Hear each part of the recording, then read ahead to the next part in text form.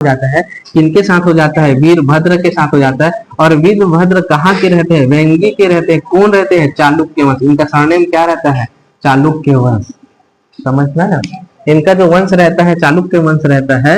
और वीरभद्र के साथ विवाह हो जाता है और दोनों के साथ हमारे पास वीरभद्र और क्या बोलते हैं, हमारे पास रुद्रमा देवी का विवाह हो जाता है।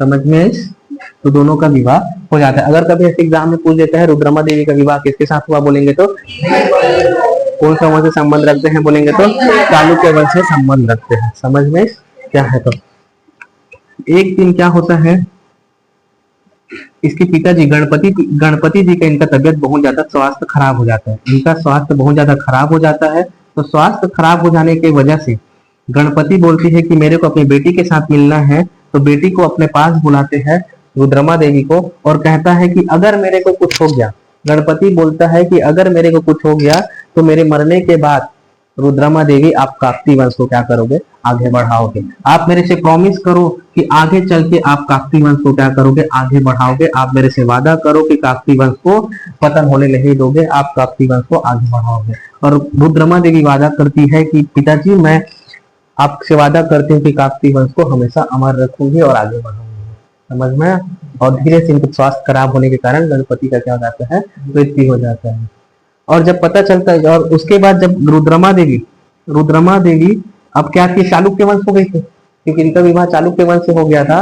तो रुद्रमा देवी अपने हस्बैंड से बोलती है कि वीरभद्र से कि मेरे पिताजी से मैं वादा की हूँ कि मैं काकती वंश को आगे बढ़ाऊंगा। लेकिन वीरभद्र बोलता है कि हम तो चालुक्य हैं, आप आगे बढ़ा रहे हो तो चालुक्य वंश से आगे बढ़ा। तो दोनों के बीच में कहीं ना कहीं क्या हो जाता है, खटपट चालू हो जा रहता है, मन मुटाव थोड़ा सा हस्बैंड वाइफ के बीच में बन जाता है। समझ में। लेकिन रुद्रमा देवी अपने पिताजी से क्योंकि प्रॉमिस की रहती है, इसी वजह से उसने ठान लिया रहता है कि मैं आगे बढ़ाऊंगी तो काकती वंश को ही बढ़ाऊंगी। लेकिन विधि का विधान देखो कि जब हमारे पास वीरभद्र और रुद्रमा देवी का विवाह होता है, इनके भी कोई भी बेटे नहीं होते हैं, इनका भी कोई भी बेटा नहीं होता है।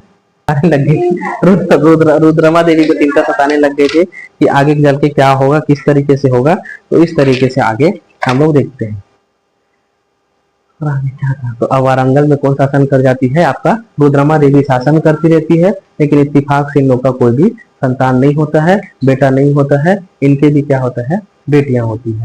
ये रुद्रमा यहाँ पर देखो, इनकी जो बेटी होती है, इनकी बेटी का नाम रहता है, जब आती है इनका होते हैं ममडम्बा। ममडम्बा, हाँ ममडम्बा।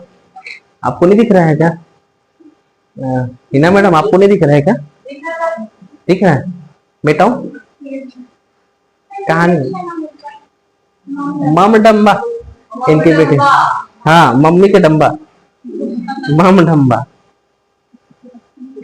इनकी बेटी का नाम था ममडम्बा था। समझ में आया क्या था। तो लेकिन अभी भी रुद्रमा देवी कहाँ शासन करने लग गई थी, काकती वंश के नाम से शासन करने लग गई थी।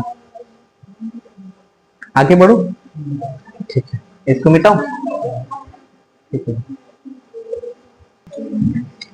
अब रुद्रमा देवी को टेंशन होते रहता है कि आगे चल के क्या होगा, कैसे होगा बोल के। तो यहाँ पर रुद्रमा देवी का कौन होता है, एक बेटी होती है।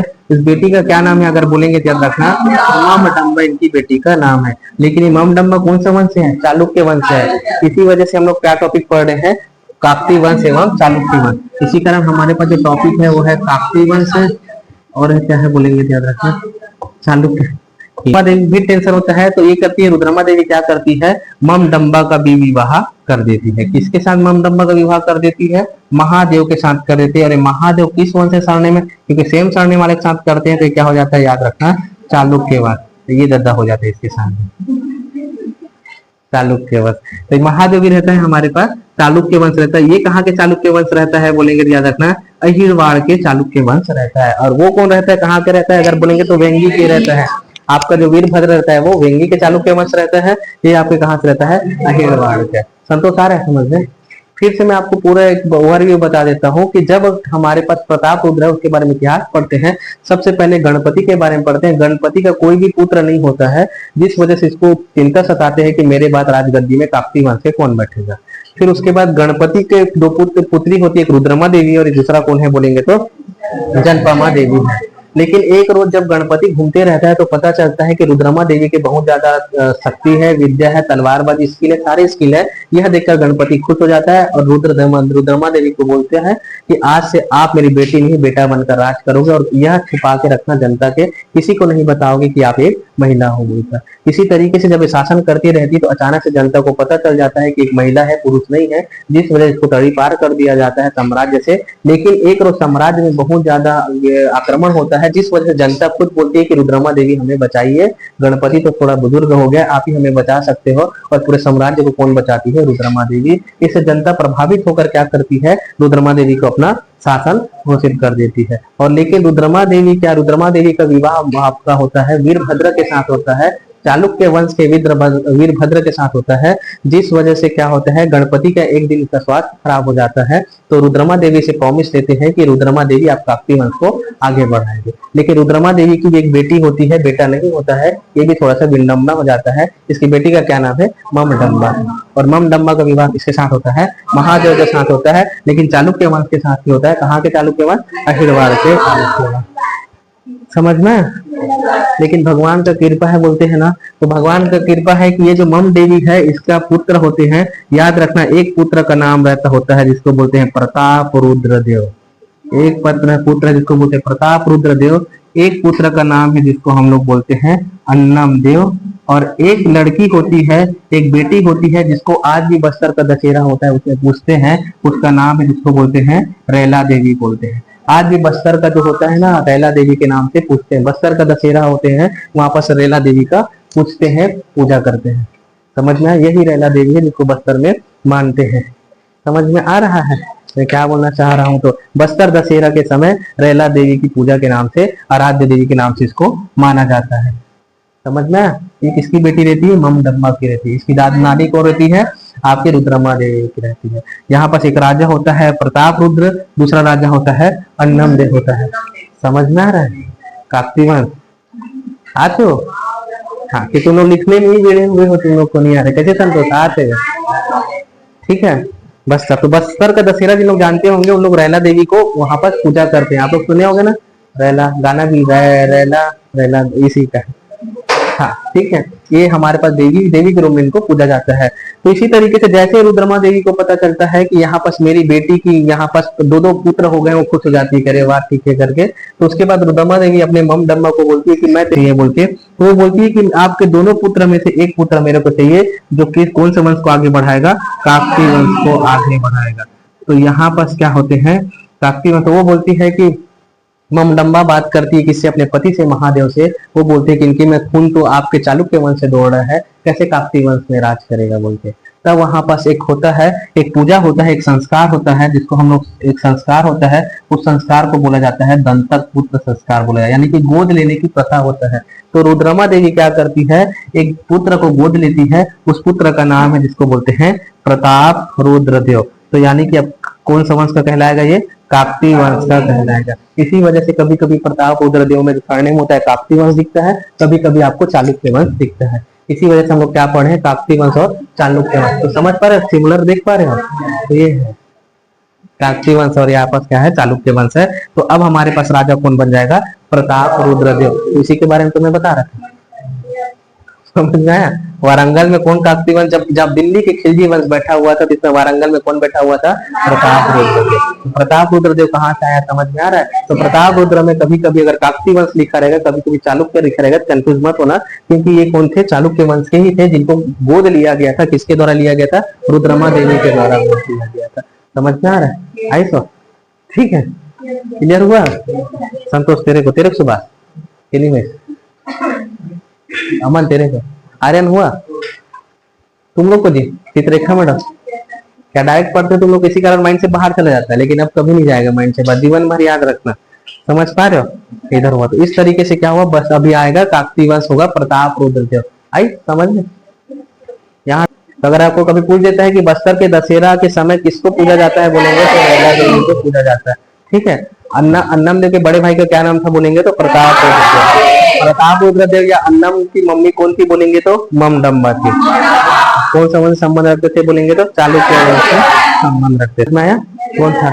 ये चीज को ध्यान में रखना। लेकिन इसी समय जिस टाइम में प्रताप रुद्रदेव और इसके वारंगल की गद्दी पर बैठता है, इस टाइम में गद्दी पर कौन बैठता है? दिल्ली के खिलजी वंश के अलाउद्दीन बैठता है। अलाउद्दीन खिलजी यहाँ पर बैठ रहता है। अगर आपको कभी एग्जाम में क्वेश्चन पूछ दिया जाता है कि काकतीय वंश के टाइम में दिल्ली में कौन बैठे थे, तो खिलजी अलाउद्दीन खिलजी बैठे हुए थे। समझ में आ रहा है क्या है?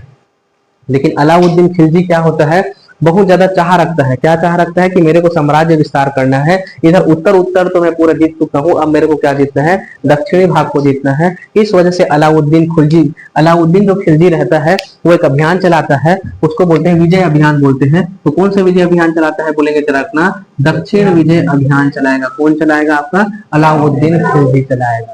जिस टाइम में दिल्ली में खिलजी वंश के अलाउद्दीन खिलजी बैठे हुए थे, उसी टाइम में आपके वारंगल में काकतीय वंश के कौन बैठे हुए थे? प्रताप रुद्रदेव बैठे हुए थे। और अलाउद्दीन खिलजी दक्षिण अभियान चलाता है और बोलता है कि अब मेरे को किसको जीतना है? दक्षिण को भी जीतना है। इस वजह से दक्षिण अभियान के लिए ये क्या करता है? अपने सामंत को, या तो फिर बोल सकते हैं अपने मंत्री को, या फिर बोल सकते हैं अपने सेनापति को कहाँ भेजता है? दक्षिण विजय अभियान में भेजता है। इसका नाम था जिसको बोलते हैं मालिक कफूर बोला जाता है। मलिक कफूर या फिर मालिक कफूर के नाम से जाने जानते हैं। और इसी को बोलते हैं हमसे, हाँ, 1000 दिनार दे के इसको खरीदा जाता है। इसी कारण इसको क्या बोलते हैं? 1000 दिनारी भी बोलते हैं, नाम से जानते हैं। क्योंकि जो अलाउद्दीन खिलजी रहता है, इस मलिक कफूर को 1000 दिनार लेके खरीदा रहता है। इस वजह इसका मलिक कफूर को क्या नाम से जानते हैं? 1000 दिनार के नाम से जाना जाता है। समझ में? अगर ये है हमारे पास, इसको बोलते हैं 1000 दिनार के नाम से जानते हैं। अगर आपको पूछा जाएगा 1000 दिनार किसके सेनापति थे बोलेंगे तो अलाउद्दीन खिलजी थे। भारत के इतिहास में आप लोग पढ़ोगे इसको, मलिक कफूर को दिया था बोलते हैं ना। और मलिक कफूर कौन था बोलते हैं? एक हमारे पास थर्ड जनरल, या फिर हमारे पास क्या था? हिजड़ा था करके आप बोलते हैं। समझता है? तो ये बहुत ज्यादा शौर्यवान था, शक्तिशाली था, और इनके पास बहुत ज्यादा दिमाग था, अच्छा था। ये पूरा क्या करते थे? सेनापति को संभालते थे और पूरे राजपाट को बेहतर तरीके से चलाने में सहयोग करते थे इनके सेनापति। तो इनको सेनापति को कहाँ भेजा गया? दक्षिण विजय अभियान में भेजा गया। और दक्षिण विजय अभियान में जब भेजा गया था तो उस टाइम में राजा कौन थे? प्रताप रुद्रदेव थे। समझ में? तो प्रताप रुद्रदेव जब आक्रमण करता है जब आपके मलिक कफूर जब आक्रमण करता है किस पर? वारंगल पर, काकतीय वंश पर आक्रमण करता है। तो पूरा क्या करता है? पूरा मारकाट करता है। कौन? आपका खिलजी वंश। खिलजी वंश पूरा मारकाट करता है किसमें? वारंगल में। लेकिन मैंने आपको बताया कि काकतीय वंश जो है हमेशा जनता का क्या करता है? देखभाल करता है। मैंने बताया ना, गणपति जो है देखभाल करता है, ईमानदार करता है, जनता का देख रेख करता है, जनता को कभी चोट नहीं पहुंचाता है। तो जैसे ही पता चलता है कि जो खिलजी वंश है जो हमारे पास, तो यहाँ वारंगल आके पूरा जनता को मार काट कर रहे हैं, इस वजह से प्रताप रुद्रदेव क्या बोलता है? इसको ना एक संदेश पहुंचाता है। उस संदेश में क्या करता है? एक मूर्ति बनाता है। एक मूर्ति बनाकर वो करता है, एक मूर्ति, सोने का मूर्ति बनाएगा और उसको सोने की जंजीर में लपेट देता है। सोने की जंजीर में उसको लटका देता है और बोलता है कि मैं आप क्या हो गया? आपका बंदी बन गया, तो प्लीज मारकाट छोड़ दो बोल के। इससे क्या साबित हुआ? इससे ये साबित हुआ कि जितना भी सोना है मेरे पास वो आपका हो गया, और मैं अपने आप को सोना के जंजीर से लपेट के आपको मैं भेंट कर रहा हूँ। इससे ये हो गया कि मैं बंदी बन गया, आपके अधीन आ गया। और साथ में क्या देता है? ये कोहिनूर हीरा को भी दे देता है।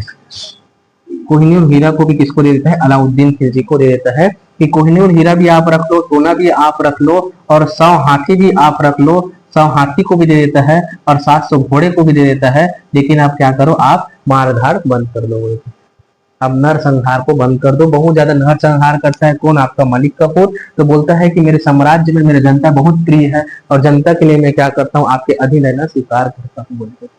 जैसे ही उनको बोलते हैं काकतीय वंश के राजा प्रताप रुद्रदेव ये बोलता है कि खिलजी वंश के अलाउद्दीन को कि मैं सोने के जंजीर में अपने आप को आपको बंदी बनाकर भेज रहा हूँ। इससे ये साबित होता है कि मैं आपके अधीन हो गया, और मैं आपके कोहिनूर हीरा देता हूँ और 100 हाथी दे रहा हूँ, 700 घोड़ा दे रहा हूँ, मैं आपके बंदी बन गया। आप प्लीज नरसंहार को बंद कर दो। लेकिन अलाउद्दीन खिलजी जो रहता है बहुत ज्यादा लालची भी रहता है, तो बोलता है कि इससे काम नहीं चलेगा। तो पूछते हैं कि किस और क्या चाहिए? तो ये बोलता है कि ये सब पूरा लूटने के बाद भी बोलता है कि अब आप मेरे को क्या करोगे? प्रतिवर्ष, प्रतिवार्षिक, हर साल मेरे को क्या दोगे? आप टैक्स दोगे। वो बोलता है ठीक है, कबूल है। जान के सामने क्या है? बोलता है कबूल है, मैं आज से आप लोग क्या रहूंगा? अधीन रहूंगा। तो अब किसके अधीन काम करने लग जाता है? आपके खिलजी वंश के अधीन काम करने। समझ रहे हो? रिलेट समझ रहे हो? तो अगर आपको कभी एग्जाम में क्वेश्चन पूछा जाता है कि प्रताप रुद्रदेव किनको सोने की मूर्ति में अपने आप को जंजीर में बांध के चले बोलते हैं, तो अलाउद्दीन खिलजी को। समझ आ रहा है क्या? सेट कर पा रहे हैं? तो इस तरीके से होता है। पूरा स्टोरी याद है, बैठ रहा है। वैसे स्टोरी अगर पढ़े रहेंगे तो आपको याद रहेगा, पीएससी के मेंस में काम आता है ये सब। ये हमारे पास आते हैं, समझ आ रहा है। अभी बचा है, अभी अन्ना देव जी आएंगे छत्तीसगढ़ में तो पता चलेगा। अच्छा फोटो खींच रहे हैं आप, खींचिए।